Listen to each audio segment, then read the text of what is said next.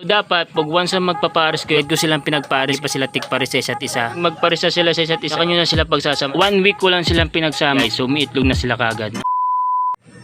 So ayan na nga mga kaibigan, no? So good morning sa inyong lahat. Isang maganda at pinagpalang araw sa inyong lahat mga kaibigan. Ayun, no? So weather update tayo as usual. So wala pa rin pagbabago at maulan pa rin yung ating weather. Ayan mga kaibigan, so makulimlim pa rin at di pa rin tayo magpaparonda. So ayun na nga mga kaibigan, no? So for today's video, so meron lang akong mga ilang tips na isi-share sa inyo o ipapakita sa inyo kung paano pares ng mabilis o magpaitlog ng mabilis sa ating mga breeders. Meron akong example na ipapakita sa inyo itong mga breeders ko. So dalawa to. Dalawang pares to guys. No, yung isa na mabilis ko na pagpares at mabilis ko na pagitlog. Then yung isa naman is example naman siya na so matagal sila magkasama pero hindi pa rin sila nagpapares at di pa rin sila nangingitlog until now. So tara, let's go. So ito yung breeder natin guys. Mga kaibigan, na yun yung breeders natin. Meron din tayo dito sa kabila. Silang dalawa yung magiging example natin for this video. So dito muna tayo dadako mga kaibigan. Ito, so 1 week na sila na magkasama, no? So kung mapapansin nyo, parang walang improvement until now. Hindi pa rin sila nag-aasawahan o hindi pa rin sila magkapares guys. Tingnan mo.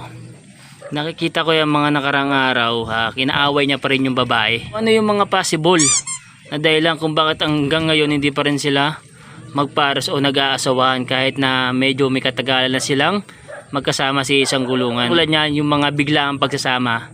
Ganyan yung biglaan na pinagsama ko kasi silang dalawa mga kaibigan. O yan, tingnan nyo oh. Gumaganyan lang yan sila pero inaaway pa rin siya ng kak natin. Kasi ang nangyari dito mga kaibigan, yun nga, hindi ko sila na paghiwalay or hindi ko sila nalagyan ng divider. So agad ko silang pinagsama, no? Agad ko silang pinagpares kahit hindi pa sila tikpares sa isa't isa. Kaya ayan ang naging resulta. So magdadalawang linggo na. So, dapat pag once na magpapares kayo o magpapares kayo ng dalawang breeders nyo, babae at lalaki. So dapat kung sa isang kulungan, kailangan talaga meron siyang divider sa gitna.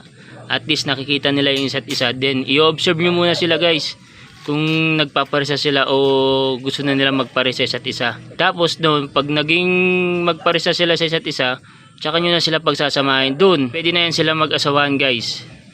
At hindi na yan sila mag-aaway sa kulungan. At possible 1 week o after 1 week, so pwede na siyang mangitlog o mangingitlog na yung mahen. So katulad dito guys, ito. Dito naman tayo sa kabilang pair natin. Ayan. So kung nakikita nyo yung babae, yan kung nakikita nyo yung babae is naglilimlim na siya, so ibig sabihin may itlog na siya guys. So 1 week ko lang silang pinagsama o pinagpares guys, so may itlog na sila kagad, no? So ganun kabilis.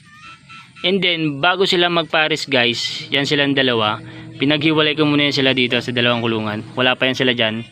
Pinaghiwalay ko muna silang dalawa, tapos nakikita nila yung isa't isa. Ayun, hanggang sa nagpapares na sila, gustong-gusto na nila yung isa, nagkakagustuhan na sila. And then ang bilis-bilis nila mag-asawahan. Kaya after 1 week, ayan.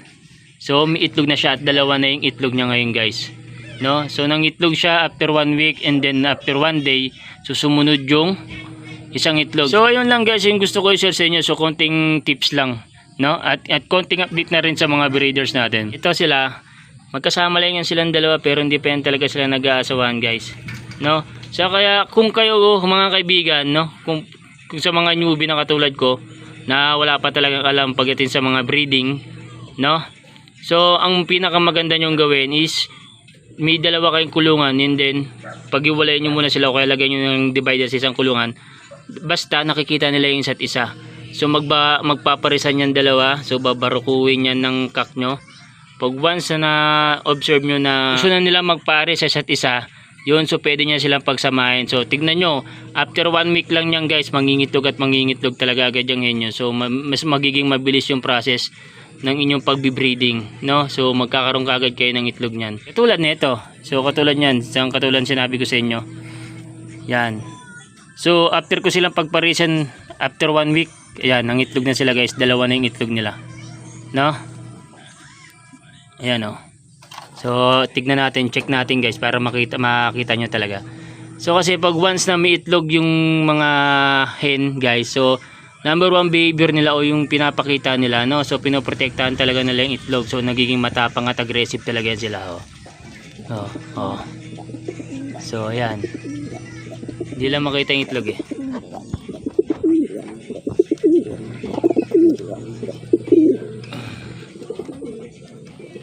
Ayan, oh. Diba? So ayan. So ayun yung number one behavior ng mga kalapati natin guys. Pag once may itlog na, so nagiging aggressive sila at nagiging matapang sila kasi pinoprotektahan nila yung kanilang mga itlog. Sa mga katulad yung newbie na gusto, mga baguhan na wala pang kaalaman ng pagdating talaga sa breeding, no? So sana makatulong tong video na to at sana minashare ako sa inyo ng mga tip, ilang tips. So basic tip lang to pero alam ko na makakatulong sa inyo kasi ayan, so nangyayari na sa atin kung ano yung mga nagiging resulta kaya nalalaman natin paunti-unti, no? So yun lang. Maraming salamat. Peace out.